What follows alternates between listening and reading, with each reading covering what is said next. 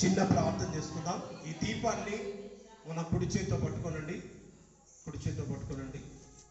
చిన్న ప్రార్థన, ఎవరికి వారు ఒక్క నిమిషం మౌనంగా ఉండి ప్రార్థన చేసుకుందాం. దేవా, ఈ జ్యోతి వల్ల నా కుటుంబాన్ని, నా జీవితాన్ని మీరు వెలిగించండి.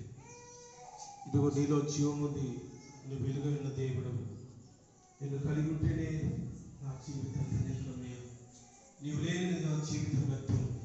ఈ లోకంలో ఎన్నున్నా నీవు ఉంటే నాకు ఎంతో ధన్యత అని ప్రతిఒక్కరం దేవునికి కృతజ్ఞతాస్తుతులు చెల్లించుకున్నాం. కృపగల దేవా, ఈ జ్యోతి వలె మమ్మల్ని ప్రకాశించే, మాలో ఉన్నటువంటి అంధకారు చీకటిని భారతులండి, ఈ లోకాన్ని జయించే జయశాలుగా మమ్మల్ని సిద్ధపరచాలి దేవా. ఇది మొదలుకొని అయినా మరి 2024 సంవత్సరం ముగింపు కాలంలో మేము ఉన్నాం.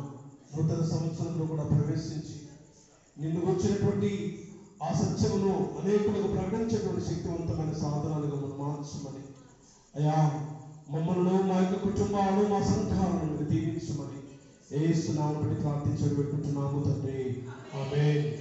దేవుడు లోకానికి వెలుగుగా ఉన్నాడు. పైకి లేపండి, అందరు లేపండి, క్యాండిల్ పైకి లేపండి.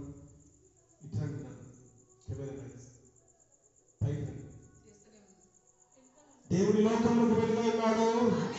దేవుడి మా కుటుంబానికి వెలుగును గాక, దేవుడు మా జీవితాలను వెలిగించును గాక, దేవుడు మా సంఘాలను వెలిగించును గాక, దేవుడి ప్రపంచాన్ని వెలుగుమయంగా మార్చును గాక.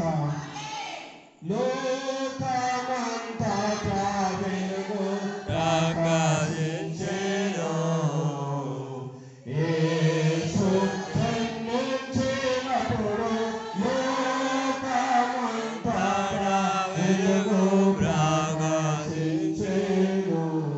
దేవుని స్తోత్రం, హల్లెలూయా, హల్లెలూయా.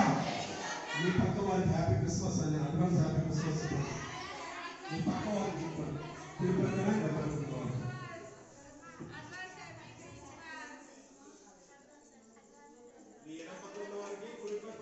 చెప్పుకోండి అడ్వాన్స్ హ్యాపీ క్రిస్మస్ అని.